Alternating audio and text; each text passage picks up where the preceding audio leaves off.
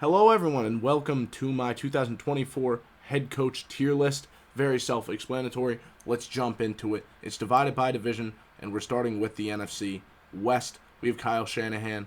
I'm putting him in elite. Very, very good head coach. Without a doubt, he does a very, very good job. Love the scheme, and the impact he's had probably will land him in the Hall of Fame, especially if he wins a ring. But right now, he doesn't have a ring, and right now, the impact that he's had isn't really this legendary thing quite yet. We'll see down the line, though. I expect him to end up being a Hall of Famer. Next up, we have a first-year guy, Mike Macdonald. I think he's going to be the Kyle Shanahan of defense because there's a lot of Macdonald disciples that are coming into the league. The same way that Shanahan reinvented offense, that's what Macdonald is doing with defense. I'm putting him in should be good because he is going to be a first-year guy. We haven't seen him as a head coach yet. As a defensive coordinator, though, he's in that Hall of Fame tier. Okay? Just off that 1 year alone because that Ravens defense was spectacular. Next up, we have Jonathan Gannon. I think that he did a pretty good job last year. I could see him rising up this list. Maybe not quite Hall of Fame, but I could see him rising. Right now, though, I'm keeping him in good but not special. That Cardinals team, they might have not won a lot of games, but they fought, and they fought hard throughout the season. You pay attention to that Cardinals team last year, you know they're a much better team than that record tells you, and I expect them to really glow up this year. Sean McVay, I'm putting in that Hall of Fame tier. He hasn't coached very long quite yet, but I do think if he were to retire today, he would eventually make it into the Hall of Fame. I truly do feel that way. The fact he has a ring, and the same way that Shanahan has had this huge impact, McVay has also had a huge impact. McVay has also won the big game, though. And that's the difference between the two. Sean McVay I have as a Hall of Famer. Love both of those two guys. Now we have Raheem Morris. He has been an interim head coach in the past. We've seen him as a head coach before. I'm putting him in should be good because since then he worked under this individual, Sean McVay, and everyone that works under Sean McVay ends up being pretty good, it seems, except Brandon Staley. But Raheem Morris, he has experience on offense and defense. I think he should be good. Dave Canales, I'm putting him in should be good too. He's supposed to be a QB whisperer so far. I mean, he allowed Geno Smith to really reinvent himself and become a very good quarterback. He did the same thing with Baker Mayfield last year. Now, will he do it with Bryce Young? I think so. I don't think that defense will be overly good, but I think that offense should be pretty capable under Canales. I think he's going to have a good, solid career. Todd Bowles, this is not someone I thought I'd be putting in the good but not special tier. But last year, I mean, they won a playoff game with a roster not many people thought was going to be overly good, including myself. So I got to give him his flowers here. I would say he's good but not special. Dennis Allen, yeah, no. I don't see a single thing that Dennis Allen is doing to make a very average roster anything more than just average. Okay? In fact, I could say multiple times that the Saints have lost games that they should be winning. So, Dennis Allen, he's done everything that should get a head coach fired. He might not be like an embarrassing failure like an Adam Gase or an Urban Meyer, but he's definitely not a head coach in this league, without a doubt. He does nothing for that team. Now, a lot of people thought that I would be putting Nick Sirianni in the deserved hot seat tier. A lot of people would do that, but no, I'm putting him in the good but not special. In fact, before last season, I definitely would have put him in great, but the coordinator hirings were the Achilles heel of the Eagles last year. It's the reason that they ended up looking like one of the worst teams in football towards the end of last year. And that's on Sirianni. Sirianni put that staff together. However, let's not just ignore the fact that this team made it to the Super Bowl the year prior. This guy's a locker room guy, and now he put together a staff that I really like. I'm keeping him in good but not great. Although I understand some people might put him all the way down here. I'm keeping him in good but not great. Dan Quinn, good DC, good defensive coordinator, but some guys just aren't head coaches. It's the same exact way with Dennis Allen, right? Dan Quinn, we saw him as a head coach before, and yeah, he had some successful seasons. But towards the end of his tenure with Atlanta, it looked really bad, and I don't see anything on Washington that really gives him breaks that he didn't get with Atlanta. I don't think being a defensive coordinator under Mike McCarthy really reinvents you as a person or a coach, so I have very little reason to put him much higher. I mean, maybe I could put him in deserved hot seat, and I think he is definitely on a hot seat, but, there's a reason that he was Washington's third, fourth choice even. I mean, they wanted Slowick. They wanted Ben Johnson more than they wanted Dan Quinn, but eventually those guys just decided they want to stay where they were. And they decided to go with Dan Quinn because it's someone who has experience. He won't nuke the team. They'll still progress under him, but they're not going to make drastic improvement like you would like a rebuilding team to make. Mike McCarthy, I mean, listen, he wins games, but that's because they're so talented. I mean, yeah, he has an easy hand, and he's not doing anything in the playoffs. The Dallas Cowboys are a team that's going to make playoffs no matter what. Yeah, he wins games in the regular season. He doesn't win playoff games. I'm expecting him to be fired without a doubt.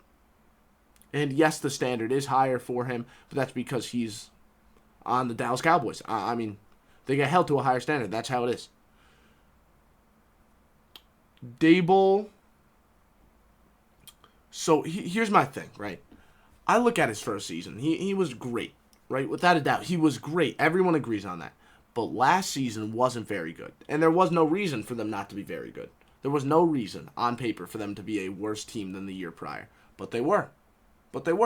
And yeah, it doesn't help that guys got injured. But even before that, they were a worse team than everyone thought that they were going to be. They were a worse team than they were the year prior. And it makes no sense that is the case. So I'm putting him in deserved hot seat. Although I do think the Giants are going to put together a pretty good season and allow him to go up into the good but not special, maybe even the great tier. I'm keeping him in deserved hot seat for now, though. And Matt Eberflus, this is someone who we thought might be getting fired this year, but then, that late season push Chicago made, that defense really blowing up, being so much better all of a sudden. Eberflus is a defensive-minded guy. I'm putting him in good but not special. He might even be able to climb up there, but I could also see him falling down. This is someone I could see all over this list, frankly. I am going to leave him in good but not special. Again, there was a point where we thought he was going to get fired, but now, good but not special, I think, is a very fair placement. Again, he could fluctuate. He could completely plummet. He could rise a lot. I could see it going either way. Kevin O'Connell, I'm putting him in elite. I know he hasn't coached much yet. However, what Kevin O'Connell did last year, with that many injuries, with that much adversity for his team to go through, yet still nearly making it to the playoffs. I mean, Justin Jefferson going down. Quarterback issues because Kirk Cousins went down. I mean, he didn't really have much to work with, but he was still successful. All right. I got to give him his credit there. Maybe I should lower him to just great, but I truly do think he is an elite guy. He is. I truly do feel that way. Kevin O'Connell did a spectacular job last year and the year before that. He did a good job too. So I give him his credit. Also, like his staff. I like his staff a lot. Brian Flores is a great defensive coordinator. For me, that is important. A good head coach can bring in a good staff, right? And that right there is why I feel like Dan Campbell also, you can make an argument, is in that elite tier, right? Because Dan Campbell, he puts together a great staff too. He truly does. Dan Campbell puts together a really, really good staff. Ben Johnson, Aaron Glenn, two great guys. And then he is the motivator. Dan Campbell might not know X's and O's to the level that Kevin O'Connell does. But what Dan Campbell does for the locker room is crucial to that team and their success. Add the ability to bring in the right guys that know the X's and O's, like Dan Campbell does, bringing in Ben Johnson, bringing in Aaron Glenn. It's exactly what you look for. It's exactly what you look for in a head coach. I'm willing to put Dan Campbell in that elite tier. And I know some people might think, oh, this guy's just looking at the big media man and he's giving him credit for that. And yeah, I will admit, it's funny to see him say some of the stuff that he says, but that's not why I have him here. I have him here because he's a great locker room guy who can put together the right staff that knows the X's and O's for him. Okay, he might not be the best X's and O's guy, but he's able to bring the guys in that know the X's and O's. And that makes up for him not really knowing it to the level that Shanahan or Kevin O'Connell do. Now, Matt LaFleur, this is another guy. I got to put him in elite. Last year, it truly was a spectacular job by Matt LaFleur. It truly was. With that young of a team, to take them as far as he did, nearly taking them to the NFC Championship, I got to give them their credit. I really, really do. Matt LaFleur is a guy that I think is truly spectacular. Some of the passing concepts he puts together, he's very different from Dan Campbell because this is someone that is here because of his knowledge of X's and O's. He is. He's phenomenal in terms of designing passing concepts and then teaching his young players how to properly execute those concepts and those schemes. It's a great job by him. I'm a big Matt LaFleur guy.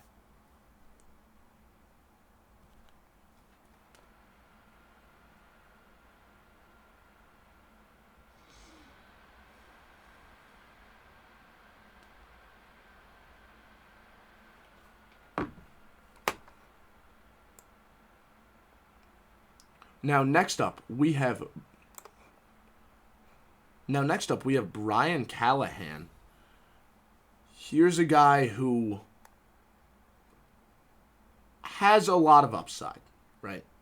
So on one hand, I want to say should be good, but I'm not just going to put every recent hiring in should be good. I feel comfortable putting him in deserved hot seat. I do.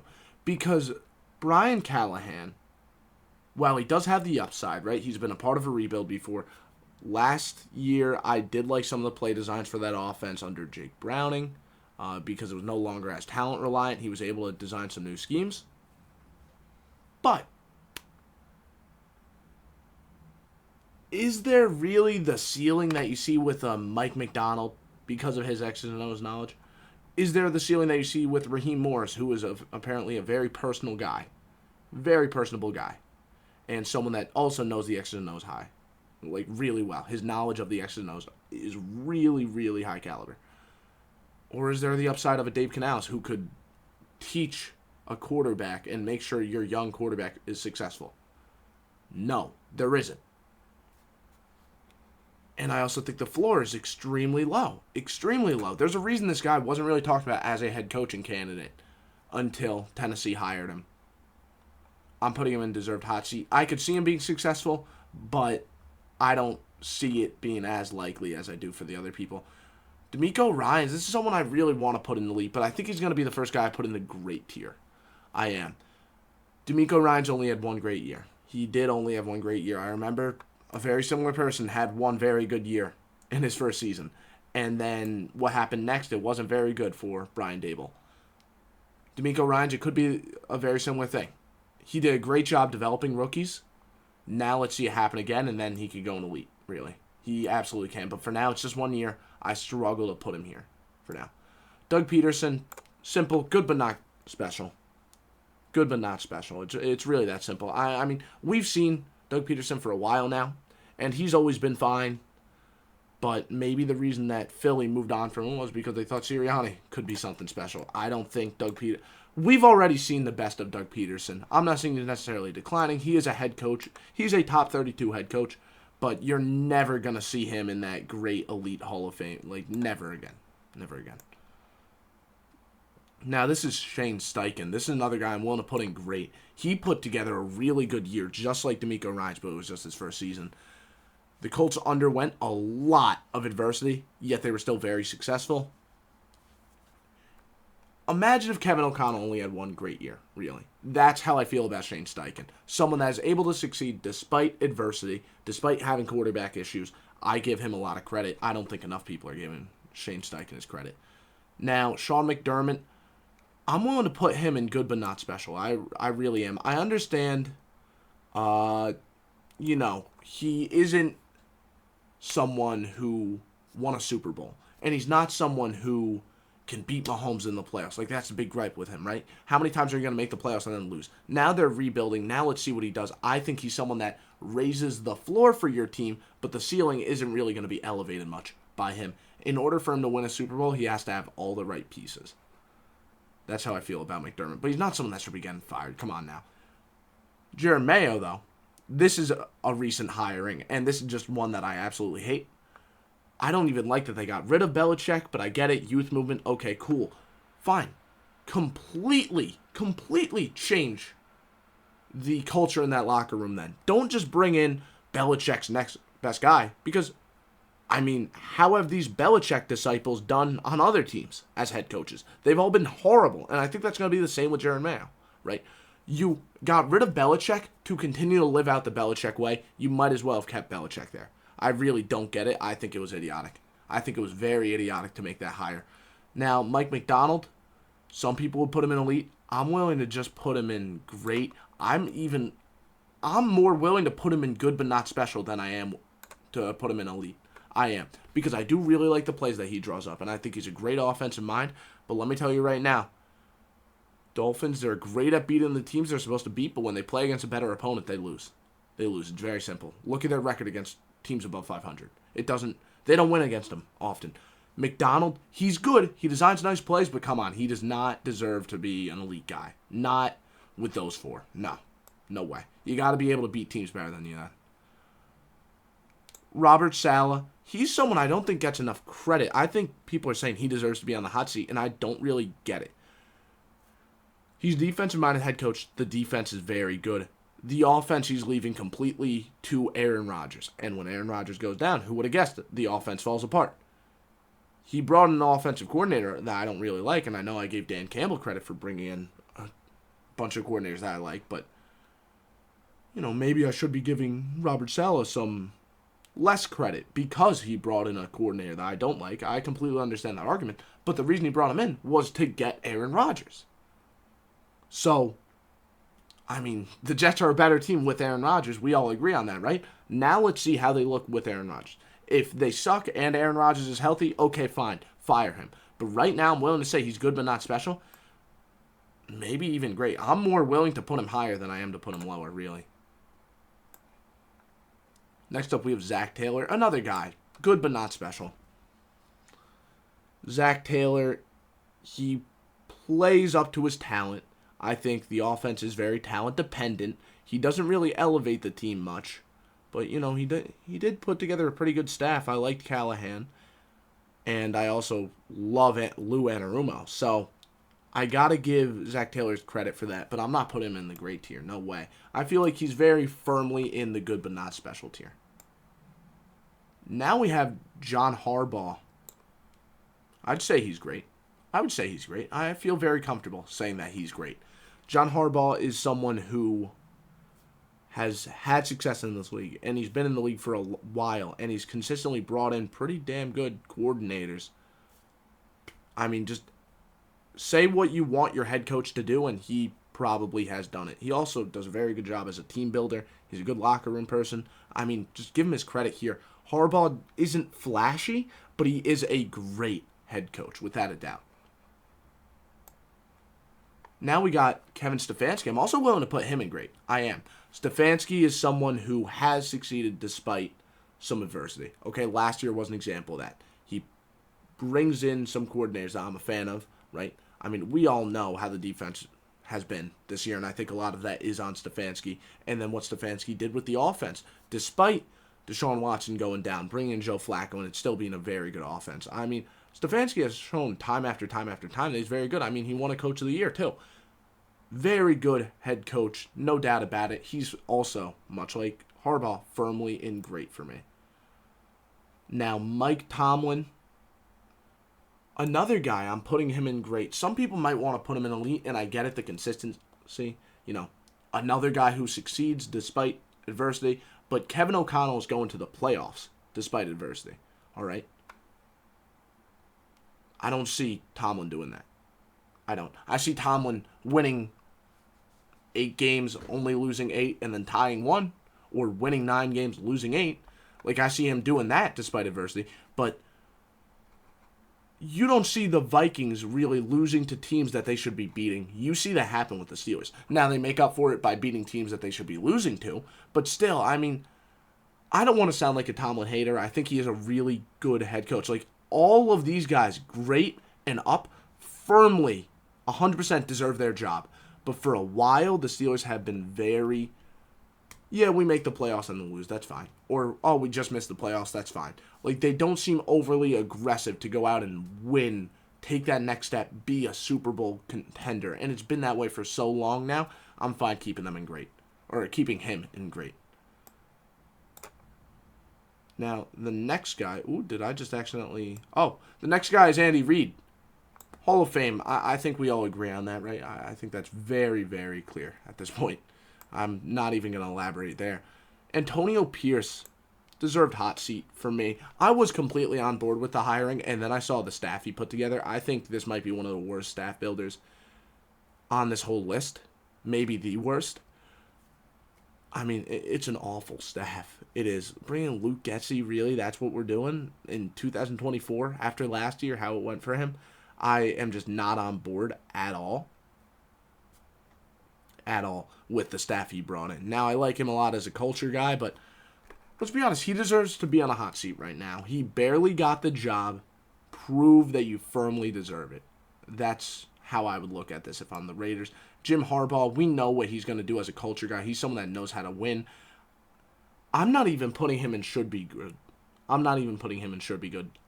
I'm willing to go as far as to put Jim Harbaugh in great right now without him even coaching a game at this point, because I am so certain that he is going to be a very good head coach in the NFL. We've seen him do it before. We've seen him take a team to the Super Bowl. Now, I know it's been a while, but I see nothing that makes me think, oh, this man won't be successful. Okay, yeah, he's going to run the ball a lot with a great quarterback, and he's going to waste Justin Herbert's talent a little bit. Sure, but I still think they're going to win games. I still think they're going to keep games competitive, and he might not do a great job this year, but they're going to be a better team because of him than they would have been without him. I think they're going to keep games close even if they're losing them. Harbaugh, I think, is a great culture guy, and he's someone that knows the X's and O's. He knows the approach that you're supposed to take to team building, even in the NFL. The last guy is Sean Payton. Deserved hot seat. I mean, Sean Payton was a great offensive mastermind for pretty much a decade. But in Denver, I mean, that looked awful last year. Now they're building the entire offense around the ideal Sean Payton West Coast offense, and that's fine. I like that choice because you have to evaluate him. He better show us something. I think he is 100% a hot seat guy. Like, maybe I should put him in should be good because I think he should be good. Like, I'm expecting him to be... You know what? Yeah, I'll put him in should be good. Even though he's an older guy, I'm expecting it to work out decently well. But if it doesn't, I mean, this guy's fired. It's just that simple. That's all for this video. I hope you all enjoyed. If you did, feel free to subscribe, leave a like, and check out my podcast down below. I'll see you all again next time.